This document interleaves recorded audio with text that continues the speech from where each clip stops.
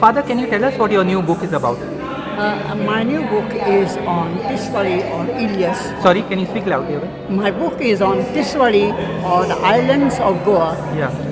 which was conquered first by the Portuguese in 1510. Yeah.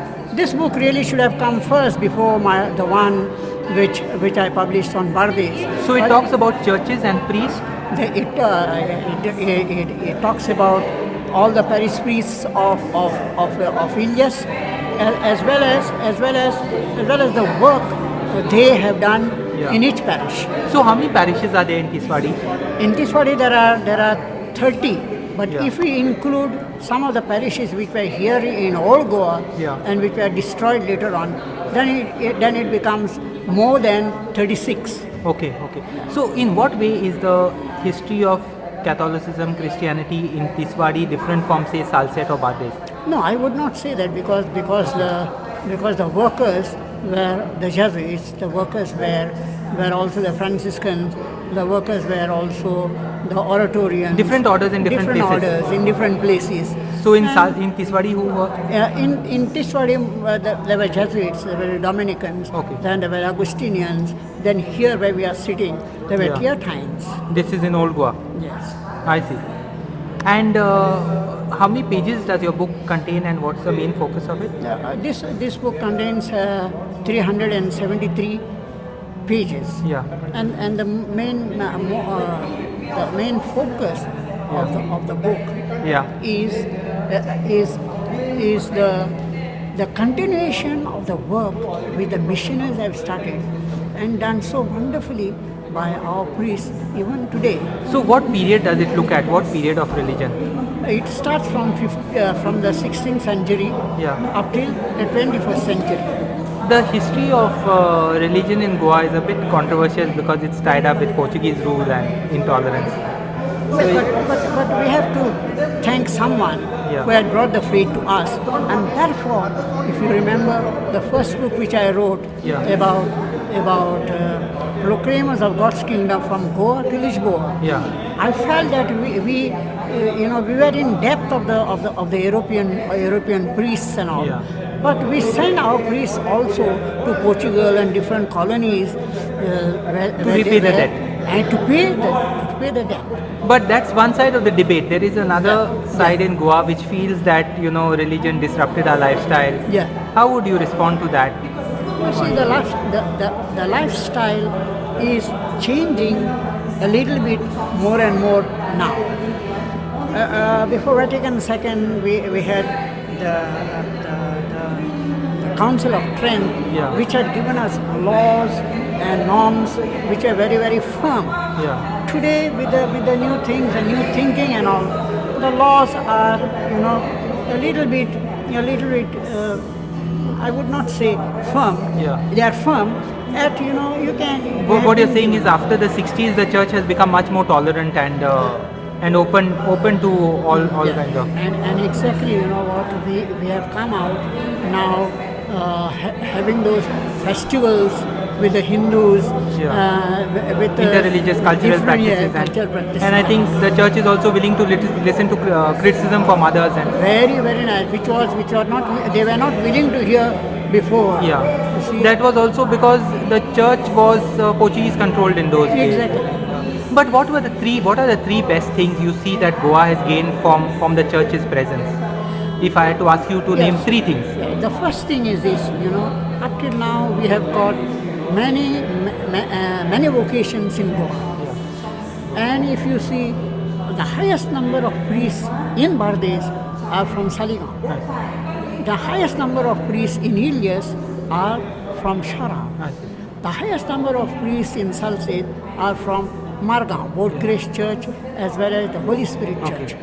And so we are not lacking in vocations because up till now our families are devoted. So it has created an indigenous local Christian church. That's one. And what are the other two things that you would say we have got? The other thing is this. We have gone much more to our Hindu brethren. Very, very much, and they have accepted us. No doubt, they were taking part in the in the festivities which we have in our villages and all, like Pasus, like feasts. They even gave contribution of that for celebrating the salves and all. So you're saying that despite religious differences, there is a certain tolerance that. Of course, there is a lot of that tolerance and all. Maybe the third would be the kind of social infrastructure that the church has set up in the health and education. This is very, very, very, very evident now that that we are now going to an aspect where the church should be a little bit open to all and sundry. Yeah. Which before they have closed the doors. Yeah. Now with the new thing, the Synod and the Vatican II, now this thing gave us a different perspective, and that is why we are now really open to others. But what got you so excited into church history and history as a whole? What really got you started? This was I think more encouragement from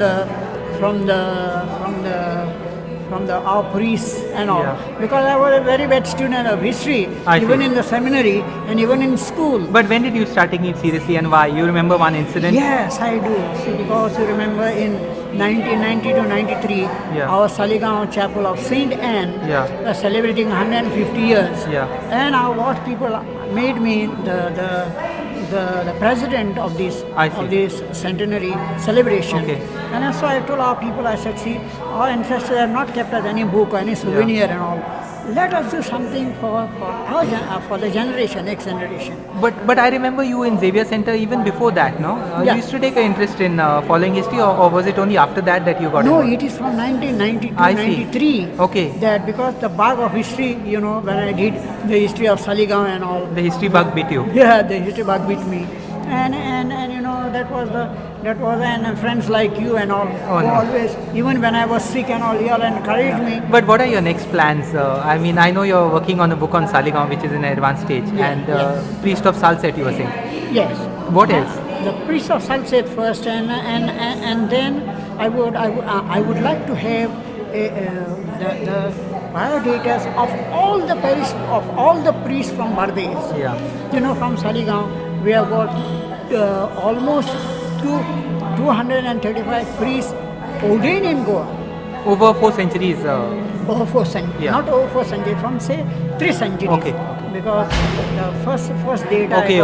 They were all Portuguese priests. Yeah. But we are all from Saligaon. Yeah.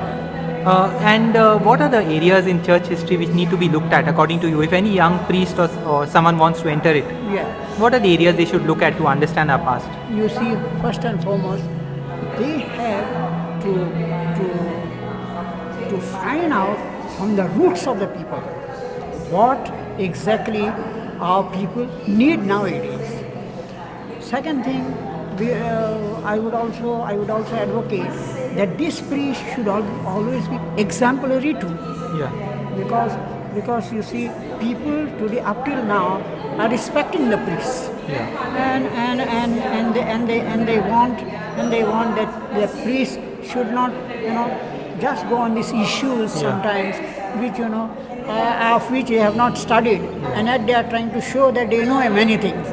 I think we should be humble enough that to have our laymen with us, that they are much more intelligent and much more they have got, and so we have to interact among our own brethren. Thanks and all the best in your yoga. Thank you very, very much.